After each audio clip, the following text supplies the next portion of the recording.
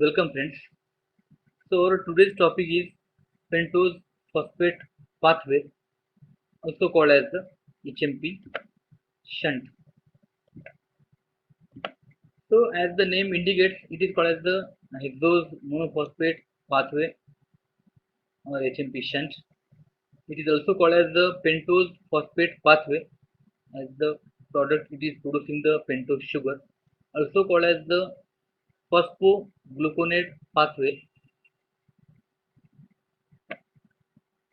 It is alternative pathway to glycolysis and TCA cycle for the oxidation of glucose. Near about 10% of the glucose it is oxidized by this particular pathway, that is HMP shunt. And this HMP shunt is the anabolic in nature. Glycolysis it is catabolic breakdown occurs. TCA cycle it is amphibolic breakdown and that is catabolism and anabolism occurs, whereas this HMP shunt it is anabolic in which there occurs biosynthesis of NADPH and the pentoses. So it is anabolic in nature. So where it occurs? It occurs in the cytosol. It occurs in the liver, adipose tissue, adrenal gland. Actually, it occurs in that particular tissues where there occurs biosynthesis of fatty acids, steroids, cholesterol, which are dependent on the supply of NADPH. And this particular HMP shunt produces 12 molecules of NADPH. So that's why ज्या भागात व तुमचं या गोष्टीचं biosynthesis maximum होते, fatty acid, steroid, cholesterol, त्या ठिकाणी ह्या रिएक्शन जास्त होतात, which generally occurs in case of the liver and the adipose tissue. So reactions of the HMP shunt. There occurs two types of reactions, that is oxidative and non-oxidative. We will see one by one. So first one, it is oxidative phase. So in the oxidative phase, the glucose 6 phosphate get converted into 6 phosphogluconolactone by the enzyme glucose 6 phosphate dehydrogenase, which is requires NADP. So at the end of this reaction, we will get the NADPH. Oxidative phase it is consist of three reaction. त्यातली ही पहिली reaction की ज्याच्यामध्ये glucose 6 फॉस्फेटचं conversion तुमचं होईल 6 फॉस्फोग्लुकोनोलॅक्टोन, ज्याला enzyme पाहिजे तुमचा glucose 6 phosphate dehydrogenase and which is NADP dependent reaction or NADP dependent enzyme. After that, 6 phosphogluconolactone get hydrolyzed and then get converted into 6 phosphogluconate. And in the third reaction, the 6 phosphogluconate undergoes decarboxylation and forms the ribulose 5 phosphate. जे glucose 6 phosphate हा 6 carbon compound, याच्यामध्ये तुमचं एक carbon molecule एक CO2 तुमचा बाहेर पडेल, decarboxylation होईल आणि त्यामुळे जो तुमचा प्रॉडक्ट मिळेल, the product it is ribulose 5 phosphate, and in this case there occurs production of NADPH and it requires the enzyme 6 phosphogluconate dehydrogenase. It is up to the oxidative phase. हा आपला molecule glucose 6 phosphate याचं conversion 6 फॉस्फोग्लुकोनोलॅक्टोन, त्यानंतर त्याचं होईल 6 फॉस्फोग्लुकोनेट आणि त्यानंतर end प्रॉडक्टला जे असेल after decarboxylation it is produce the ribulose 5 phosphate. NADPH तुमचा फॉर्म होईल, या दोन या रिएक्शनला NADPH फॉर्म होईल आणि इथे एक NADPH फॉर्म होईल. हा तुमचा 6 कार्बन आणि हा आहे तुमचा 5 carbon after the loss of 1 CO2. याच्यानंतर कार्बनचा लॉस कुठंच होत नाही, फक्त जे होईल ते होईल तुमची कार्बनची शिफ्टिंग होणार. दॅट मीन्स मे बी 5 कार्बनचा तुमचा 7 मध्ये होईल, 6 मध्ये होईल, 3 मध्ये होईल, 4 मध्ये होईल. तो या टाईपमध्ये ते कन्वर्शन होईल, बट जो कार्बनचा नंबर आहे तो number will remain same. It is important feature of the shunt pathway or HMP pathway. So in the non-oxidative phase, in this phase there simply occurs or it is related with the interconversion of 3, 4, 5 and 7 carbon monosaccharides.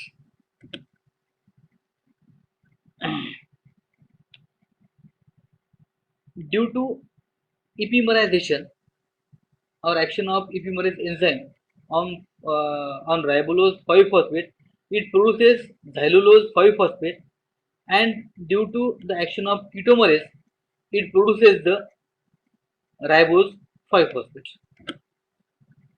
It is ribulose 5-phosphate, and due to the action of enzyme ribulose 5-phosphate epimerization, it is producing the xylulose 5-phosphate, and due to ketoisomerase, it is producing the ribose 5-phosphate. Then these both will undergo the next reaction, that is transketolase, and in this transketolase there occurs transfer of 2 carbon from xylulose 5-phosphate to ribose 5-phosphate. म्हणजे बघा झायलोजचे जे 2 carbon आहे ते झायलोजचे 2 carbon तुमचे रायबोज 5-फॉस्फेटवर transfer होतील. त्यामुळे तुमचा हा होईल, एक तुमचा होईल मॉलिक्यूल 7 कार्बनचा आणि एक होईल तुमचा 3 कार्बनचा. So to give a 3 carbon compound, that is glyceraldehyde 3-phosphate, and एक 7 carbon compound form होईल, which is called as the pseudoheptulose 7-phosphate due to the action of transketolase. ज्याच्यामुळं 2 कार्बन जे तुमचे असतील झायलोज वरचे ते तुमचे रायबोजला शिफ्ट झाले.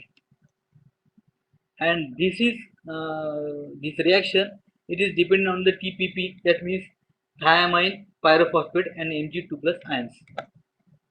So it is the तुमची 2 झायलोजचे जे असतील 2 कार्बन तुमचे इथे शिफ्ट झाले, which is called as the transketolase. So at the end we are getting pseudoheptulose 7-phosphate आणि glyceraldehyde 3-phosphate. म्हणजे हा 7 कार्बन कंपाऊंड आणि हा 3 कार्बन कंपाऊंड. ही तुमची दोन्ही 5-5 चे होते. 5 पैकी तुमचे 2 इकडे ट्रान्सफर झाले, 7 आणि 3. Next there occurs transaltolase, which transfers 7 carbon from pseudoheptulose 7-phosphate to glyceraldehyde 3-phosphate. म्हणजे काय झालं, इथले बघा तुमचे जे 3 आहेत ते 3 तुमचे इकडे शिफ्ट झाले, इथे तुमचे शिल्लक राहिले 4 आणि इकडे झाले 6. To give fructose 6-phosphate and the 4 carbon compound, that is erythrose 4-phosphate. Transketolase मध्ये काय होणार की बाबा इथले जे कार्बन आहेत 3 कार्बन ते तुमचे 3 कार्बन तुमचे ट्रान्सफर झाले या ठिकाणी. So at the end fructose 6-phosphate and erythrose 4-phosphate. After this there again occurs the transketolase. So in the transketolase 2 carbon from xylulose 5-phosphate transferred to the erythrose 4-phosphate. इथले तुमचे 2 इकडे आले, हा झाला तुमचा 6 कार्बन आणि इथे तुमचे 3 राहिले.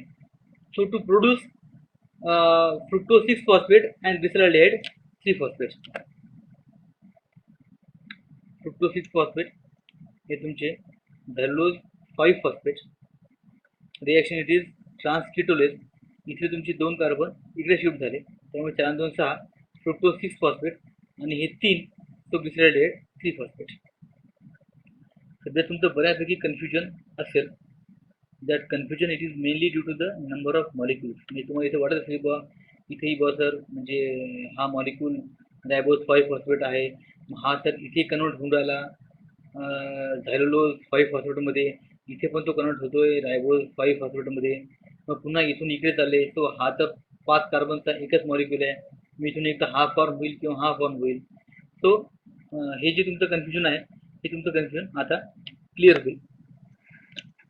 जी रिएक्शन आहे या रिएक्शन मध्ये इनिशियल लेवलला देर ऑकर्स प्रेझेन्स ऑफ 6 मॉलिक्यूल, म्हणजे 6 मॉलिक्यूल तुमचे ग्लुकोज 6-phosphate चे आहे. याच्यामुळं डिकार्बोक्सिलेशन मुळे we are getting 6 molecule of ribulose 5-phosphate.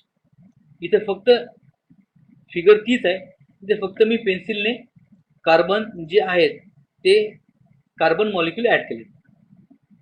Carbon molecule होण्यापेक्षा नंबर ऑफ मॉलिक्यूल, तर कार्बन मॉलिक्यूल लक्षात येते 5 आहे 4 आहे हे लक्षात तुम्हाला.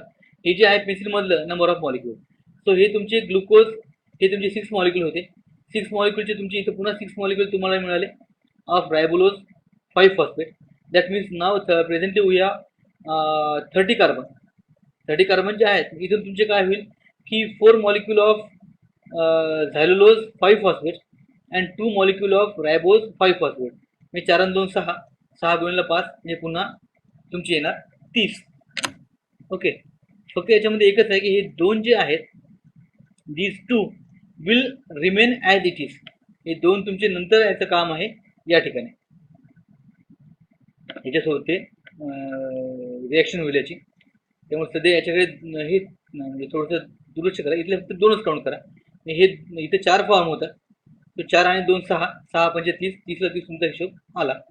सो लॅटर काय की इथले जे ड्यू टू ट्रान्सकिटोलेज इथे तुमचे 2 कार्बन मॉलिक्यूल ट्रान्सफर होतात या ठिकाणी. सो सुडो हेप्लो 7 फॉस्फेट याचे 2 मॉलिक्यूल म्हणजे 7 गुणिले 2 14, 14 आणि हे तुमचे ग्लिसरॉल्डिहाइड 3 फॉस्फेट 3 कार्बनचे 2 मॉलिक्यूल म्हणजे 14 अधिक 6 म्हणजे 20. म्हणजे तुमचा 20चा हिशोब आला कारण 2 जे मॉलिक्यूल आहेत तुमचे 2 झायलोलोज 5 फॉस्फेटचे 2 मॉलिक्यूल म्हणजे 10 कार्बन हे तुमच्या साईडला आहेत. म्हणजे तुमचा इथे 20चा हिशोब आला. After that there occurs the reaction of transaldolase. अल्डोलेजमध्ये काय होणार इथले जे तुमचे ते 3 कार्बन आहेत ते तुमचे ट्रान्सफर होतात या ठिकाणी. म्हणजे पुन्हा मग इरिथ्रोज 4 फॉस्फेटचे तुमचे 2 मॉलिक्यूल 4 दोन्ही 8 आणि फ्रुक्टोज 6 मॉलिक्यूलचे 2 मॉलिक्यूल फ्रुक्टोज 6 फॉस्फेटचे 2 म्हणजे 12 आणि 8 20. हा तुमचे पुन्हा 20ला 20 दशांश आले. इथले जे आहेत 6 हे 6 तुमचे ॲजिडित राहतात. म्हणजे तुमचे 12 मॉलिक्यूल हे ॲजिडित राहिले इथे 12 कार्बन. हे जे आहे it is undergo the process of transketolase. ट्रान्सकिटोलेजमध्ये काय होणार पुन्हा इथले जे 2 आहेत हे 2 तुमचे कार्बन मॉलिक्यूल हे तुमचे ट्रान्सफर होतील टुवर्ड्स दिस वन. हे तुमचे 4 दोन्ही 8 आणि हे 5 दोन्ही 10 म्हणजे हे तुमचे झाले 18. 18 पैकी इट इज फॉर्मिंग फ्रुक्टोज 6 फॉस्फेटचे 2 साइन दोन्ही 12 आणि हे जे असतील इरिथ्रोजचे it is forming 2 molecules of glyceraldehyde 3 phosphate म्हणजे 6 12 12 18 and then this particular glyceraldehyde 3 phosphate will then form reversal to glycolysis. They form the 1 molecule of fructose 6 phosphate म्हणजे हे 12 आणि 6 18 म्हणजे असे तुमचे. याच्यामध्ये काय होते की बा शंट व्हायला काय म्हणतात शंट म्हणजे की तुमचे कार्बनचे जे मॉलिक्यूल आहेत ते तुमचे कार्बनच्या मॉलिक्यूलची शिफ्टिंग होते एका ठिकाणी दुसरीकडे शिफ्ट होतील. शंटचा अर्थ होतो टू चेंज द ट्रॅक, त्याची ट्रॅक चेंज करणे. त्यामुळे it is called as the shunt. बऱ्यापैकी तुम्हाला लक्षात आलं असेल आय थिंक. इथे फक्त तुमचं जे कार्बन आहे ते कार्बनचे फक्त शिफ्टिंग होते. So whenever you are going to study this particular chart so at that time you should concentrate on the number of molecule. प्रत्येक नंबर ऑफ मॉलिक्यूल किती आहेत त्याच्यावर जर तुम्ही लक्ष ठेवलं तर ही तुम्हाला रिएक्शन इझिली समजेल. आणि इथून जे आहे म्हणजे कार्बनचं जे आहे तो कार्बनचा नंबर कॉन्स्टंट लक्षात ठेवणे. तुमची जी टोटल आहे ती टोटल तुमची चुकायला नको. म्हणजे इथे तुमचे 30 आहेत बा, इथे तुमचे 30च येणार. यातले 10 आपण साईडला ठेवले इथे तुमचे 20 राहिले म्हणजे तुमचे इथे पुन्हा 20 होणार. म्हणजे 7 14 आणि 6 20. हे जे तुमचे 20 आहे हे 20 तुमच्या पुन्हा खाली असेच राहणार. हे तुम्ही सैंदुनी 12 आणि हे तुमचे 8 हे पुन्हा 20. म्हणजे हा जो नंबर आहे तो नंबर तुमचा कार्बनचा कुठंच चेंज होत नाही. त्याचा हा पूर्ण खेळ आहे. आणि जास्त काही एन्झाईम म्हणजे लक्षात ठेवायची तेवढी आवश्यकता नाही. म्हणजे इझी एन्झाईम आहेत आणि कमी एन्झाईम्स आहेत. So fructose 6 phosphate and glyceraldehyde 3 phosphate can be further categorized through glycolysis or the citric acid cycle or they may synthesize glucose. हे जे मॉलिक्यूल आहेत म्हणजे जे आपले मॉलिक्यूल फॉर्म झाले हे मॉलिक्यूल मे बी ग्लायकोलिसिस किंवा सिट्रिक ॲसिड सायकलमध्ये रोल प्ले करतील किंवा may be they will form the glucose. एक 2 पैकी एक काहीतरी त्यांचा रोल राहील. And the overall reaction is 6 molecules of glucose 6 phosphate plus 12 NADP plus 6 H2O is equal to 6 CO2. 6 तुमची हे होणार कारण डिकार्बोक्सिलेशन होते म्हणजे आपला जो मिळतात मॉलिक्यूल ते 5 कार्बनचे मिळतात. सो देन त्यानंतर 12 NADPH त्यानंतर 12H प्लस आणि त्यानंतर 5 molecules of glucose 6 phosphate. Glucose 6 phosphate मला 5 मॉलिक्युल मिळतील आणि 6 जे CO2 आहे ते 6 CO2 लिबरेट होतील. So what are the significance of HMP shunt?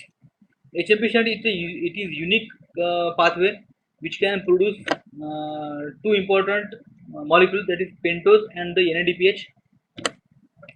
Pentose it is utilized in the synthesis of DNA.